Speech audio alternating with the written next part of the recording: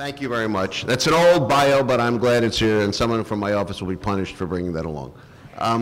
We might add that I worked for Mike Bloomberg in the last mayoral campaign, and that I've worked in 4 continents and 14 foreign nations.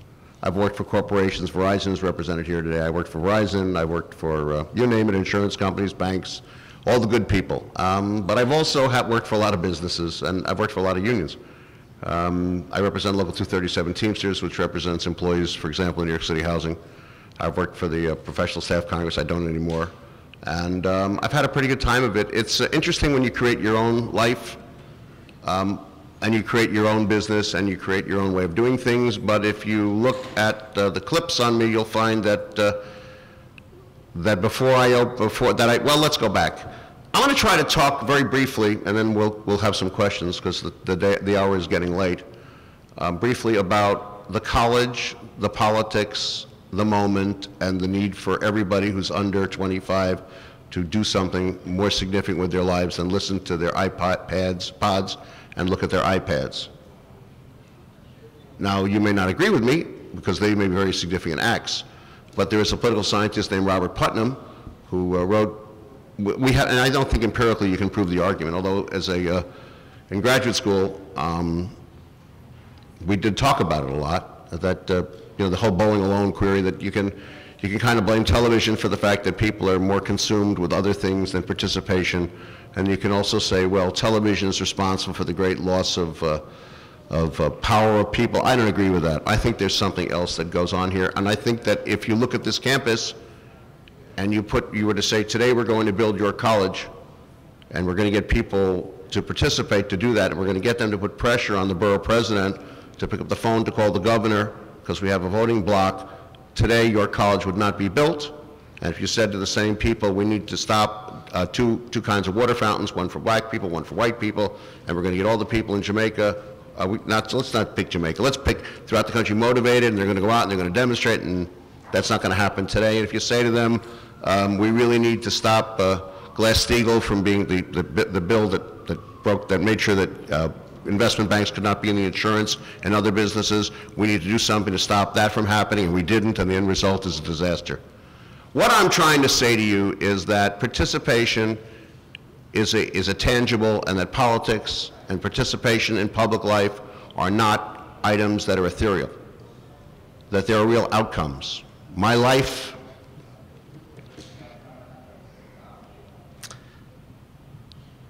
let's get away from that. I want to talk about vote turnouts. The argument for a second, and the topic we're supposed to discuss today, is democracy needs you, and are you ready to enlist in this fight? Let me make some arguments. How many people here believe that the voter turnout in 2008 that elected President Obama was the greatest in American history? You can take it, it's okay, it's wrong, it wasn't, okay? That's number one. Why wasn't it? Well, it wasn't, because the greatest turnout, I think, was in 1952, without looking at my notes, was Dwight David Eisenhower, and the end result is Eisenhower had such a mandate that he built the national highway system that helped the banks make more money from FHA mortgages that they helped underwrite, and the end result is that neighborhoods like this were destroyed and lay fallow for 30 years. So don't tell me that participation doesn't matter. It all depends who turns out. In politics, after 700 campaigns, 44 states, you name it, I did it. I mean, I took on Karl Rove in Alabama for the trial lawyers and the educators, and I wasn't there in 2010, and of course they lost everything, but such is life, things do change. I did that for 25 years, but don't tell me that participation doesn't matter, because it absolutely does. We have, let's see, in 2010, the national vote turnout rate for the eligible population of this country was 40.9%. How many people think New Yorkers are more participator, have greater potential to participate, and are more active than others in other states? Because New Yorkers are more sophisticated. Wrong. New York in the midterm election had a 34.9% turnout of eligible voters. Okay? Let's see. In 2008, we had 131 million people vote in this country, which would be how much of the population, according to George Mason University, which has been pretty good at predicting and analyzing these facts, 56.8.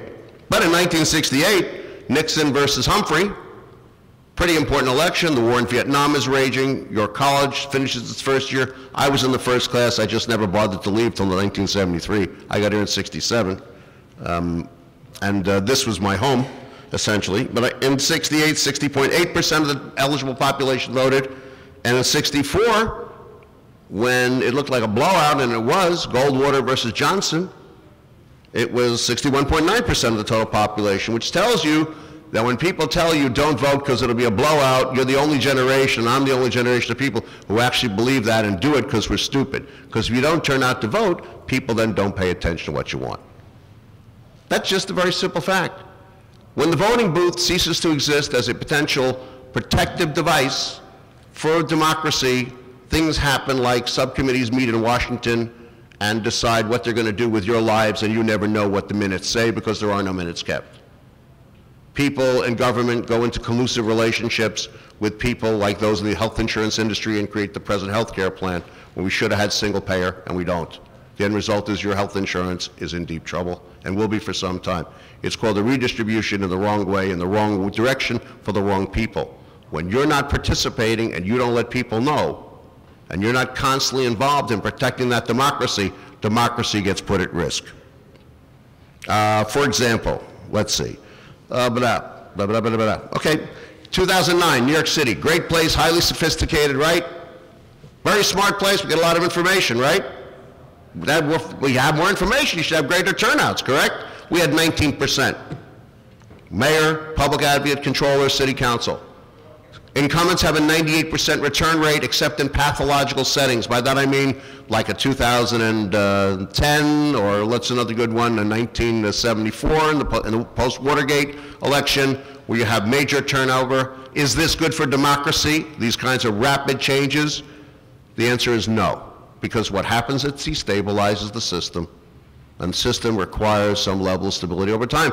So if participation only occurs when people get angry enough, then the moment of anger is coming pretty quickly because the economic conditions are changing rapidly. And if that is to be the case, then we are in deep trouble. The usual mitigating things that occur before we get into deep trouble, like riots and rebellion and chaos, is social movements get created. You know what I mean by a social movement? It's annoying. Good social movement, the civil rights movement, right? Mitigating against a problem. First one that I can remember reading about was the Townsend movement. Townsend movement ultimately was responsible for the creation of Social Security. Civil rights movement was ultimately responsible for the Civil Rights Act of 64, 65, right? And changing of a whole set of societal mores, okay? Another good social movement, the Tea Party is a social movement, it's not a political movement. It's got a mixture of everything. The populist movement tried to become a political party but was unsuccessful. It was really a social movement against the banks in the East and against people with money, and called for a more fair redistribution of wealth. So what happens when these social movements reach their goals? They tend to go out of business because what they did becomes part of the societal fabric. The problem we are experiencing today, and why your participation is so important, is that's not happening. What is dangerous as a political scientist, not as a practitioner for a moment, about Occupy Wall Street is not that people are there. There should be more of them and plenty of them, and that is a good thing, because those kinds of movements tend to, all social movements, take the steam out of the political system, without which we would have Watts, you name it, attacks on Catholics, which we had in this city in the middle of the 18th century and onward, and out-group activity that is not of the norm, and deviant behavior toward others who are not like us. I mean, you really have those things. Those movements help to lift that cap as to critical elections. Written about, I recommend political science students that you go back and look at V.O. Key, because everything he wrote about, and he's dead over almost 50 years, it still applies very much today. However, the problem at Occupy Wall Street is the people who are demonstrating are not clear in what they're talking about. Social movements tend to have particular, very direct, identifiable outcome desires, right? They tend to have some payoff. There's got to be a payoff for collective action. I mean, it's not normally what people do, and there's certainly enough literature about collective action, when people bond together to do something. But this collective action is not working. Why? It's not that the police are putting them in a corral. It's not that they don't have access to media, because they do. It's that they can't come up with a cohesive argument. Why? Because it's not a very functioning social movement, and yet the need for what they are trying to say, or what we think they're trying to say, or what we're imprinting upon them that they want to say, is more dear to you than ever before. because we have had an accretion of wealth in the wrong direction. If I, Hank Sheinkopf, poor kid from Hunts Point in the South Bronx, abandoned child, no hopes but at this university, were to start out today, there would be no Hank Sheinkopf. That is an extraordinary thing to note. And I also believe in my own case, I grew up in foster care. I lived in a place called Green Chimneys. The only homes I had until later on in life were really York College and Green Chimneys. These institutions could not function today in the same way. Why? Because the opportunity to fund them is less, because the people who have the capacity to move forward has declined, and yet the need has never been so great. So the only way you change that is by forcing participation. What is participation ultimately about? People get blah, blah you all day long about you got to get out and vote, you got to do this, you got to do that. You know what happens when you don't have participation? You have what Jamaica looked like 40 years ago when I was here. Because people were demoralized, and the social networks that kept the community going were entirely attenuated. They fell apart, so there was no reason to go on. That's what happens at the ultimate end of not voting. And there is something even greater and more dangerous to democracy that occur when social systems that rely on democracy to protect them become corrupt. They reduce the number of pathways available for young people to enter. They reduce opportunity. The classic case of recent times is Venezuela, when you had two political parties, the Democratic Alliance on one side on the left, and the Christian Democrats on the other side, really center-right. I worked there the last time in 1993. What you saw was two parties that atrophied, that did not encourage participation, that did not have open decision-making in governmental activity, that were corrupt, that provided special, sounds familiar, special help to those in power, exempting Senator Smith, of course, here, and others who are very good people and do their best under very difficult situations, who provided, these parties provided limited access, limited service, existed simply to get votes out. Does this sound familiar at all? Did not have an ongoing organizing basis, were incapable of defining ideology. So when the time came for a population that had become considerably younger to turn out to vote, they were not there. And a fellow ran up the middle, his name was Chavez, and the end result is a fascist dictatorship.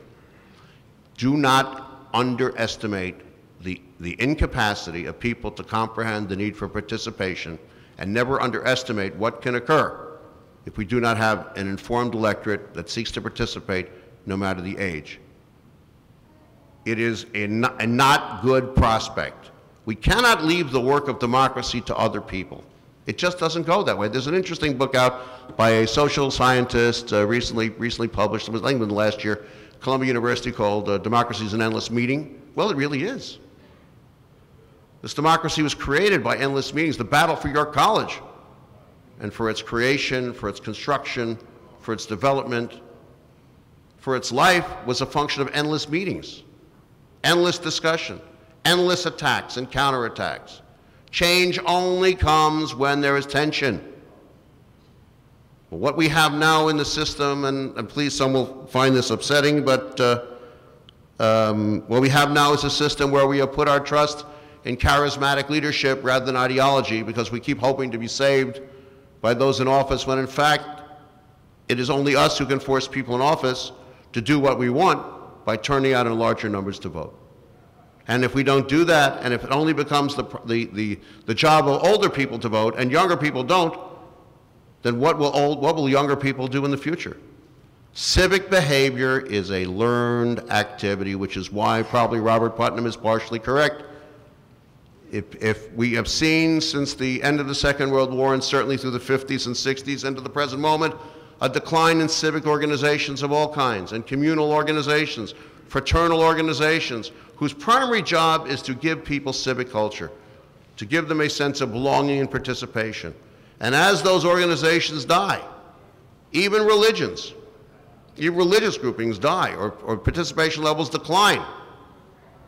we can very well chart the lack of activity or the lack of participation to the death probably of those institutions, and that's a good study for someone to do at some time in a particular area to look at it very carefully.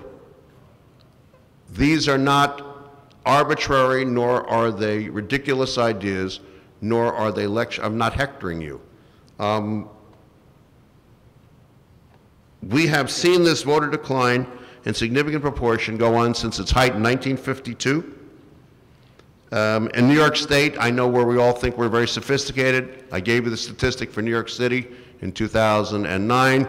The New York State statistic in 2010 was the lowest turnout of any state in the United States, according to the New York Times, in a story published, last year, written by one Sam Roberts, a very fine reporter. There's a piece of the Times, a Week in Review, last week where a pretty reasonable scholar talks about forcing the United States to become one of the 31 nations that requires voting. And some, of course, will say, well, that's awful. But, you know, I worked in places in the world where people would show up, rain, shine, snow, sleet, dead, it doesn't matter, online and wait for hours to get into voting booths to cast their votes.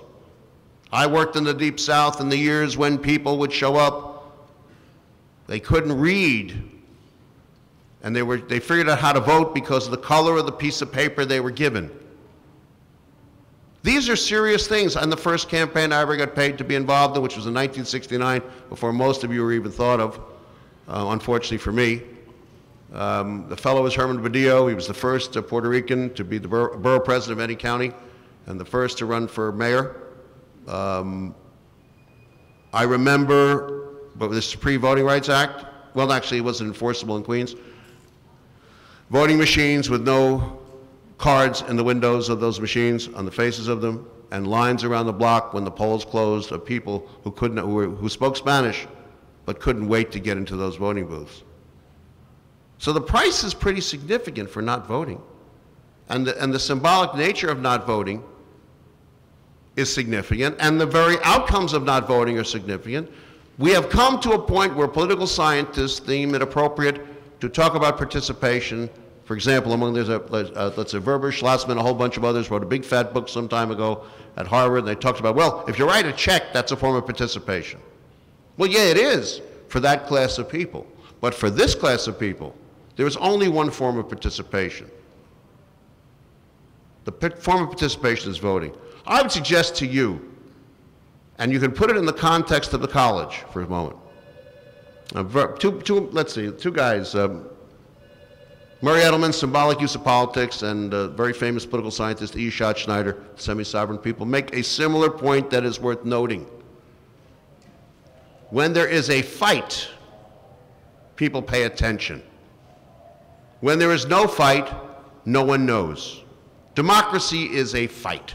It requires noise. Had there been no noise about this college, there would have been no college. Had there been no battle over siting, whether at Fort Totten or in Jamaica, there would have been no college. Had the community the leaders in the community not made a decision about what they wanted and the future that they wanted here, we would not be here at this moment. Because the threat of the vote, even to this day in this particular county, though the numbers of turnout are lower, is still significant. The regular Democratic organization in Queens exists only because African Americans allow it to exist. The moment they choose not to have it exist, it won't exist anymore. That's a simple fact of life. You look at turnouts. I remember in the Bronx, when we couldn't, I remember helping to elect the first of all the firsts way back when, and doing similarly around the city, and being with the reformers in Brooklyn. Why did you have a reform movement in Brooklyn and you didn't have one in Queens? Because in Queens you had a middle income population with higher turnout ratios, and in Brooklyn you needed to create higher turnouts because the people that were the organization really weren't interested in turning them out. So the reformers turned out voters, and that occurred for a long time. But Brooklyn was the only place that really had a reform movement for African Americans. It didn't exist in the Bronx, certainly. I mean, I worked for Joe Gallagher, may he rest in peace, state senator, and the entire organization of the Bronx was based upon 4 people.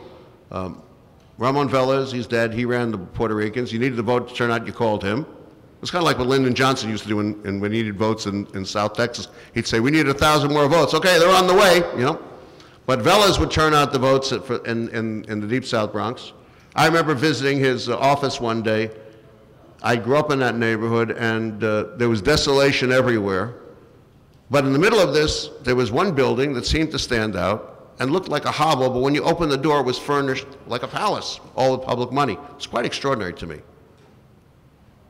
Politics were handled a lot differently then, too. I mean, I remember doing a campaign, working for Herman, and walking down Southern Boulevard and 149th Street on a hot summer afternoon, dressed just like this. I always went to work just like this. I didn't care.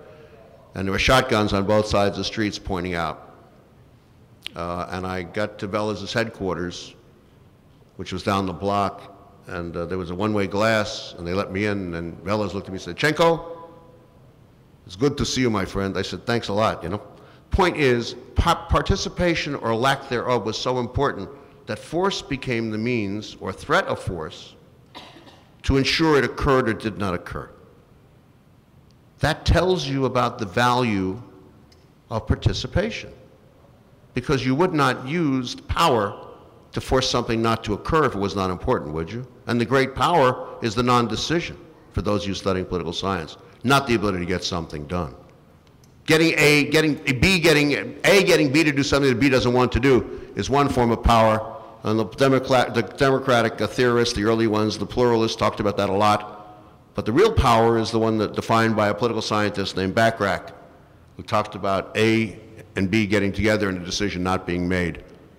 The ultimate power in urban politics, or in politics in larger areas or smaller areas, is very much like what occurred in Hudson County in New Jersey, where I worked a lot, which is fairly corrupt and still is, and in portions of the Deep South, where I also worked, which is the ability to control message, population, livelihood, and all things relatable, so that you can certainly make sure that people will participate in the way that you want.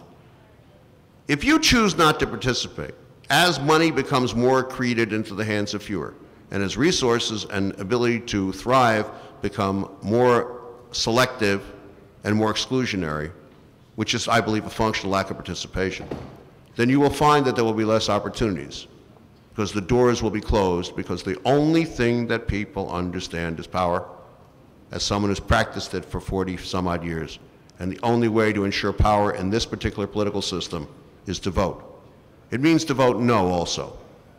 The black community, for example, and the Jews, well, Jews vote about 78% Democrat as a general rule, maybe a little higher depending upon the moment. Blacks, there's studies that indicate that race isn't even the decider in voting trends for African Americans, that the Democratic Party line is. That may be good, it may be bad, but higher participation levels would be even better, because the very thing that gets people into office can be used to get them out of office.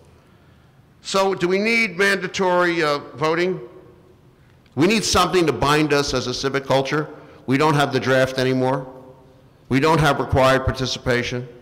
What creates the United States of economic opportunity for all who choose to come here, or who are here themselves, if that is no longer the given argument? Ultimately, in my judgment, it will be whether we participate or not to ensure that opportunity is there. I think one of the shocking experiences I had, besides doing politics and seeing policemen go into voting booths to tell people how to vote in the 80s, which was pretty extraordinary. For those of you who have never seen it, it's quite something to watch the full power and force of the law being used to tell people what they can or cannot do at a particular moment that should not, in an area of life that does not belong under that purview, except for those who would disrupt such activities. Could that happen again? Probably not. But could a population that is asleep vote for leaders in smaller numbers that require a smaller response to smaller populations within the culture itself? That is what is happening. And you can see it very clearly in the policies undertaken by governments at all levels. If you have large turnouts, people get nervous in public life. They then do potentially what the larger turnout populations want. And the research on this is very clear. A couple of political scientists have written some good books, and I think what they tend to find over time is that, in watching public opinion, is that public officials tend to follow public opinion. That's why polls are published all the time. It's a warning to those in power to every once in a while do what people want them to do or to pay the price. We have, and if that's not the case, then we wouldn't we wouldn't call people who make extraordinary decisions, we would not call them profiles in courage. So we wouldn't know what they did, right? Courage by definition means they've done something out of the norm. We call them profiles in courage because they stand up. There have been instances in our own lives where we've seen profiles in courage, where people have paid the price. The fellow who voted for the abortion bill was kicked out of office in 1970, and there are a whole bunch of others that have paid significant prices for standing up for what they deem appropriate. But we've kind of gone past that because with the conflation of money, lack of participation, and a government that does not answer to the people, we have an electoral connection where money fuels the system, the people get conned by television, and everybody goes to sleep, ultimately reducing turnout over time. So what's the solution? Public financing of campaigns at every level is the solution. Reduction of the ability of special interests to determine what occurs. The opening up of government, not the closing of it. Somewhat limiting some of the regulations we're under presently, because what happens when regulated settings more often than not is the development of client relationships between those to be regulated and those doing the regulating. There has to be a better way to do that. But getting the money out of politics would be a good thing. Taxing people fairly would be another thing. How a guy who makes hundreds of millions of dollars as a hedge fund manager can be taxed at a capital gains rate of 15 or 16%, and people who work for a living, like I used to do behind a counter someplace, could pay 38%, is a little bit astounding to me. And it ought to be astounding to you. And you ought to tell your congressman, or your whoever they are, congresswomen, that they ought to change that. And then you ought to organize around it and say, you know what, it's not fair because you're taking resources away from me if you don't change that law, and you're making sure that less people can go to your college. That would be a good thing to do. Or you can sit and do nothing about it and let it continue. So what binds the civic culture? What binds the civic culture is the voting booth, and the belief that somehow if we get there, something unusual will happen. It is still the place where people believe, it's still the place that defines what this society is about. When people talk about military cemeteries, they incessantly talk about the people who are living there for eternity fighting for the American way of life. Well, if participation is not the American way of life, what is? And if you're prepared to give up participation because it's too much of a problem on that day and you couldn't get your iPod out of your ear, then what did they die for? What was the price they paid? Whether it was good or not, whether the war was fair or not. The good war is the one that you might want to look at. For those of you who don't know much about the Second World War, you should, and you ought to go to Normandy, and maybe then you'll get participation and economic opportunity jammed into your brain like a rivet that someone put in your head. Because you look and you see rows and rows and rows and rows of dead people. We have crosses, we have Stars of David. They believed they were fighting for freedom, not so that we could have iPods in our ears, so that everybody could get to the voting booth and everybody could make a buck to create a real life for themselves and for the generations to come.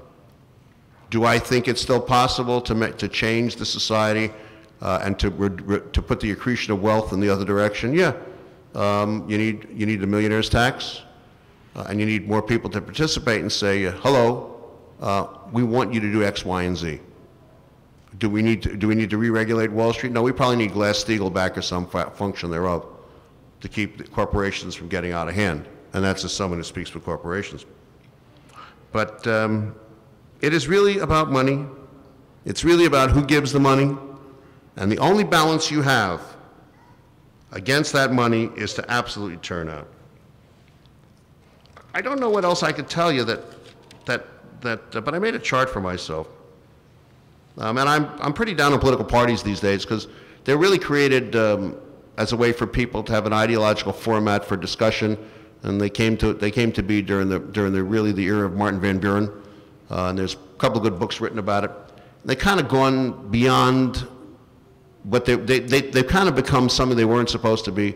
They were supposed to be ideological conveyances for people, queuing devices so that people could understand what to do in the voting booth, and ultimately turnout mechanisms, places to organize, but they don't do that anymore. They kind of just, they exist out there and they lay out there and they become important only at the moment that a politician uses them or rents them by raising enough money to use them as a vehicle to get done whatever he or she wants to get done. And then you, of course, the great unwashed, are supposed to follow the parade. I'm kind of mad about political parties. I wish the political parties would function the way it's supposed to. I'm concerned, as probably as all the Democratic theorists I ever read were concerned about the breakdown of party in this country, because it's like the breakdown of social institutions. Not very good. So I would suggest to you that getting to vote, voting for a party, whether it be Democrat or Republican, doesn't matter, but getting and doing something. And remember and understanding that maybe the lack of participation goes back to that fellow Key I talked about a few minutes ago, who, to kind of just not quote directly from the last book he wrote with a fellow named Milton Cummings, who's a pretty smart political scientist too, written some almost 50 years ago, said the simple truth here is that the voters are not fools. They tend to follow the information they're given. You're being told not to turn out. I'm suggesting that to save your democracy and to make sure that there are your colleges to come and places for students and money to do it and facilities in which to do it, that you need to get back in the voting booths. The great theologian Abraham Joshua Heschel, who marched with Martin Luther King in Selma, I think, and some other places, wrote a series of very important essays. And we draw our intellectual arguments not just from one source or another. My dissertation work is all about the Catholic Church and power. My scholarly interests have always been religion and power. And I think Heschel makes a very significant argument that you should carry with you, and you say, this guy came and he talked about this. You got nothing else out of this, if this was entirely boring and wasted your time. I would suggest you think of the following.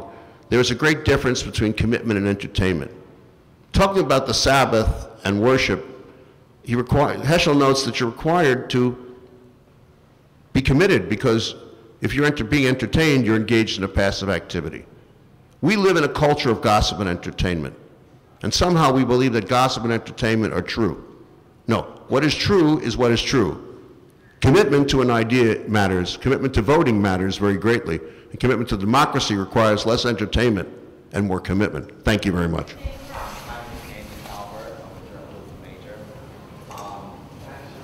You can ask me a question. Andrew wants to ask me a question. I will be brutally honest. My prediction of next year's election is that Barack Obama will be reelected.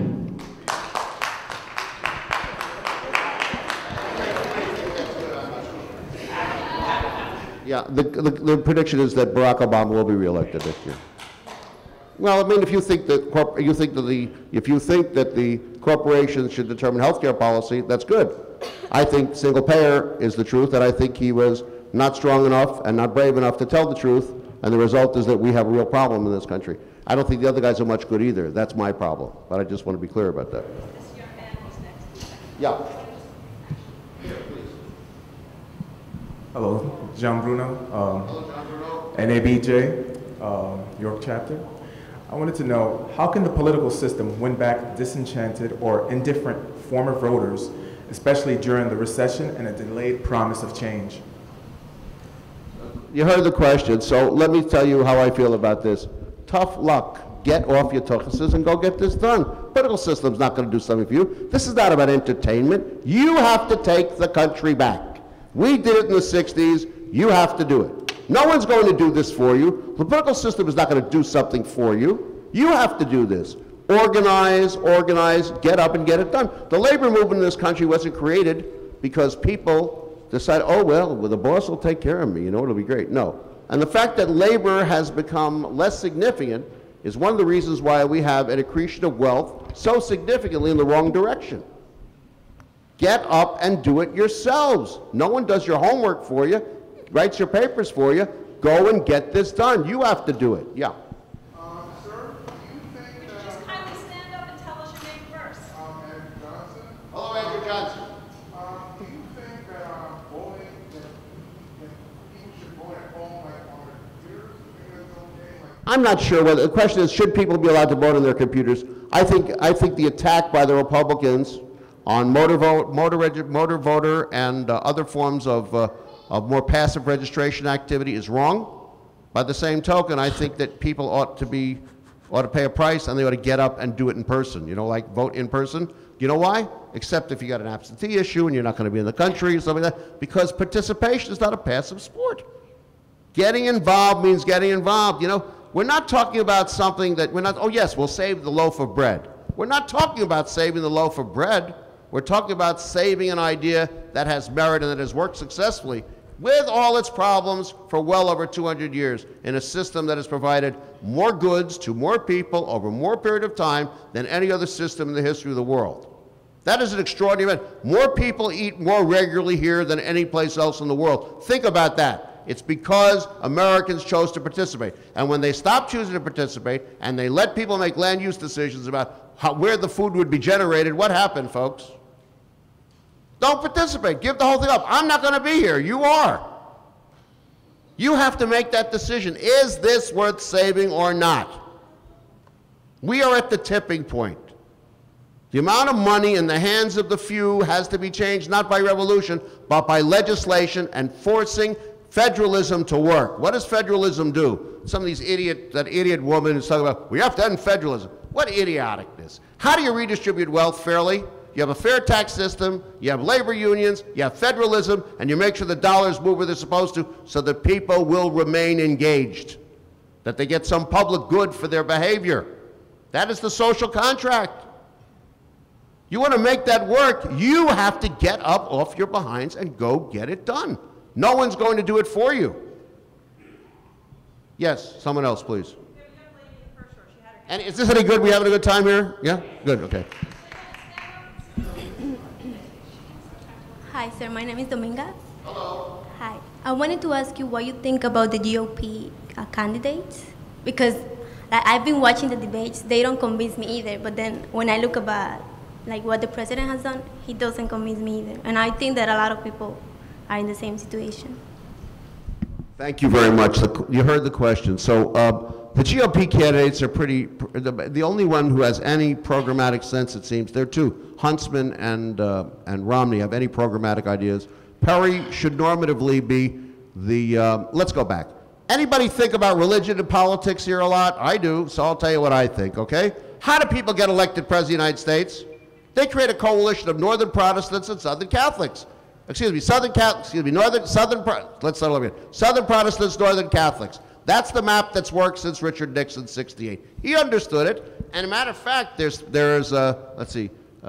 Carmines and Stinson. I think there were two political scientists did a book will illustrate the point about the cross-migration of Southern Democrats to the north and Northern Republicans to the south, which tells you that, in fact, that's going on a constant basis. That coalition of Southern Protestants and Northern Catholics elects president. So, what we have Perry, who's going to be the Southern Protestant, who thinks he can find a couple of Northern Catholic states, probably Michigan and Ohio, states with heavy Catholic population concentrations, to then get the nomination, after he wins the nomination, win the presidency. Because the real issue for the Republicans is South Carolina, where denominational and non-denominational Christians, by the way, that's the battle within the Republican Party today, you should note, are going to join together and make a decision about who the nominee will be. It won't be made in Iowa, the decision won't be made in New Hampshire, it'll be made in South Carolina, where it always is. That being said, Perry thought he could do that. Not going to work out because he's a moron. Next. Romney, and Romney has a problem because he is what? A Mormon. And we haven't yet in this country figured that one out, and if you look at the survey research data, it's pretty clear in that people in the South don't consider Mormons to be Christians. And they set upon Romney like a pack of wild, starving dogs to try to kill him. So if he gets through South Carolina, he's in pretty good shape. Do I like him a lot? I never liked corporate takeover guys. Never did a lot for me. Although I have worked for banks, I must admit, and I thwarted takeovers for a couple of corporations that paid me some money. That's what I do for a living. Then you got Huntsman. Huntsman's too early for this show. He's probably for the next movie. But a very interesting and engaging guy and very smart, okay? Herman Cain. Herman Cain is fascinating to me. I gave an interview to CBS News a couple of weeks ago. They said, well, what would you do and how would you fix this? I said, first, quick public relations, something I know some about. I'm the imbecile that walked McGreevy out the door. Remember me? I'm the guy, okay? First rule, get in front of the story. When the phone rings and someone says the governor's gay, they're trying to extort $50 billion out of him, he's having a press conference at 4, he's coming out of the closet at 4 p.m., we need you in Princeton in an hour, think of Herman Cain and say, aha, people are coming after me, accusing me of this, what should I do? I should prevaricate, I should stand like a wall, I should act like a desk. No, I should get in front of the story and blow the other people up. That's Public Relations 101. He did not do that. If he cannot manage that, how is he going to deal with Putin, who told us very clearly during the debt ceiling crisis that he intends to kill us all again, financially this time? How is he going to deal with the Turks and the Egyptians who've decided that they're going to control what is really a Shia-Sunni war by themselves by being the Sunni power, which is really what's going on in the Middle East? So you say to yourself, if he can't do that, how can he do this? Because presidential campaigns are gladiator battles to see who survives in the ring. And we as Americans like this. This is why we like wrestling and we like football. We love to see people get knocked about, and whoever gets up is the king, i.e. the guys at the Alamo sure died nicely. You got my point? So none of them have the stamina, as far as I'm concerned, to be president of the United States. That's my opinion. And nor do they have the ideas. Please take this microphone. Thank you. Hello, I'm Matthew. Hello, Thank Matthew. you for coming. Matthew is talking. Yes. Given that the historical beginning of the civil rights movement, no one really knew that 4 years later there would be a comprehensive civil rights act. That we only knew that now in retrospect. Would you consider the possibility that the global occupation movement is actually something that could reinvigorate the fervor or the desire for direct action and direct participation? Here's the problem. I wish that you heard the question. Am I hopeful that it could be? The answer is yes. But then again, I remember 1970, Kissinger, the great man. In my book that I'm never going to write, I have a great Kissinger story about the time I had to do business with him. It's quite interesting. I had a lot of interesting stories, but I'm not telling you any of them. Anyway, so if you think about 1970, the great Kissinger and Nixon, they're carpet bombing, they're killing everybody, they're going to Cambodia. The students of America march around campuses for 3 weeks. The bombing doesn't stop. The war doesn't stop. The next time we see them is 30 years later when they're investment managers. Something's wrong with that picture, okay? They benefited from the system but didn't put in enough time or energy into it. Will this action today that is going on globally energize students? Students energized the world in 1968 in Europe. Danny the Red, perfect example. What will do it? It could be the internet. It could be the fast movement of information. I remember sitting in Tel Aviv watching Hanukkah candles being lit in the synagogue in Bucharest, and I was amazed that this was going on and that I thought it was a movie. And I remember being in Prague and right after the wall came down, and in Berlin, realizing that that entire adventure had been a creation of television. Can the internet produce the same activity? Yes and no, because the countries in which some of this is happening or would like to happen do not have free expression, and it's hard to get information out. But could this wake some people up to get them to say, wait a second, we would like democracy, and we know it requires sometimes going in the streets and getting in the voting booth and protecting that voting booth? The answer is yes. There is always hope, so long as there are people who will organize. Time for a few more questions. One here in the front row, then here.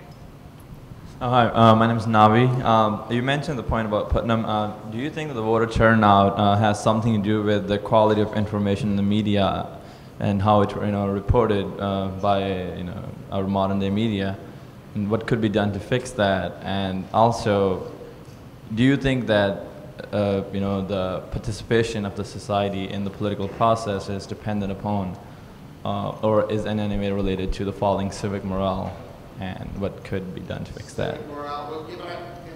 I've talked about civic morale, and I've talked about the destruction of fraternal, religious, and other organizations that certainly help assist in the decline of civic culture when they don't function. Where do people learn civic information from? They learned it in a Masonic Hall, a Knights of Columbus Hall. They learned it at a American Legion Hall. They learned it in a school. They learned it in a religious center. They learned it in the local neighbors association. They learn to participate. When those options cease to exist, people cease learning civic behavior. Voting is a learned behavior as well. If no one around you is doing it, then why should you do it? What is the purpose of doing it if it has no outcome?